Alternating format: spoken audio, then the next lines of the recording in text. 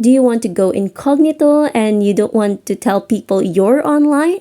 Now this video is just for you. Hi everyone, welcome back to our channel. For today's video, we're gonna learn how to turn off Facebook active status.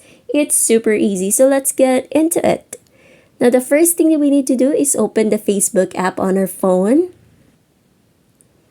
Now I want you to click on the menu icon located at the top right corner of the screen or bottom right corner of the screen, whichever it is on your end. And scroll down to Settings and Privacy. Tap on that.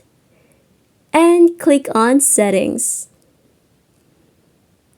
Here I want you to scroll down until you see Active Status. Click on that.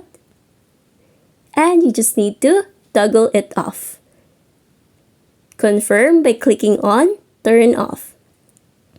And that's it. That's how you turn off Facebook active status. And if you find this video helpful, don't forget to click like, subscribe, and click that notification bell for more videos like this. Thanks for watching!